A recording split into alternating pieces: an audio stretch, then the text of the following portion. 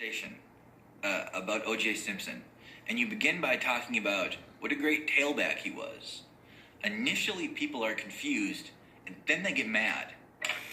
I mean, it's just so weird now, because even talking about him as a football player, it seems like you're missing, like we're overlooking the obvious. O.J.'s football legacy is destroyed. People will never remember or think about what a great running back he was because of the last half of his life, and there's no way around it. I mean, you don't have to be a genius to figure that out. In his obituary, football player now is mentioned in the first paragraph, but they don't talk about USC or the Bills until paragraph 5. I think people have completely overlooked the fact now that he was clearly the best running back of the 70s. So if you sort of realize that he's the best running back at a time when the most important part of the offensive game is running the football, I think you could easily argue that O.J. Simpson is the most valuable player of the 70s for the entire league. Every time he ran the ball, it was almost like the Bills' equivalent of throwing the ball deep. It might not work, but if you made a mistake, they would score. You know, when you're fresh in the game, early in the game, you got a lot on your mind. You're thinking of the game plans, you're thinking of things that you saw, because you've been watching it on film all week. As the game goes on, you get tired, and you stop thinking so much, and you start reacting. It's like putting things in that computer. You just push a button, you get the ball, and you go.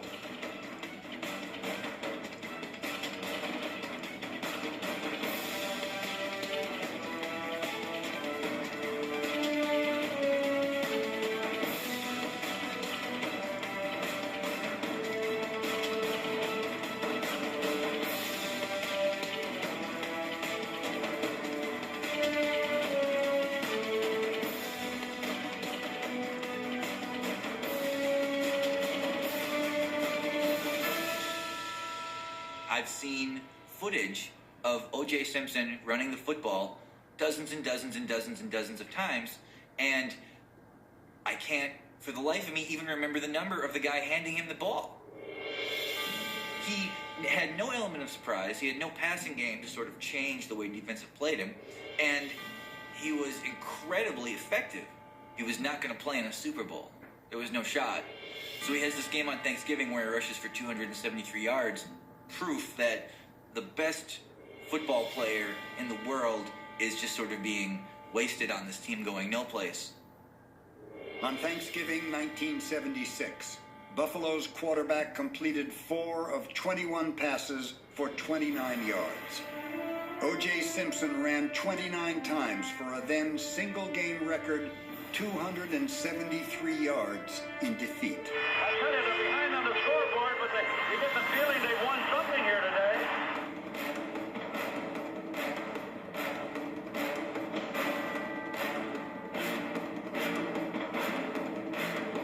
The playoffs eluded Simpson in 10 of his 11 seasons. Jim Brown's single-season rushing record did not. In 1973, playing a 14-game season, Simpson sprinted for a staggering 2,003 yards. Gaining 2,003 yards in a 14-game schedule is substantially more impressive than Eric Dickerson's best season, or Barry Sanders' best season, or Terrell Davis's best season. O.J. running left. O.J. 5-4. There it is. He did it. I just wonder if the three of us at this moment fully realize what it has been our great privilege to watch O.J. Simpson run for 2,000 yards. Beyond seeing what he's tangibly doing, there's then that intangible quality of what would happen if he played for the Steelers? What if he was on the Raiders? How many yards would he run for? That actually kind of lifts his greatness.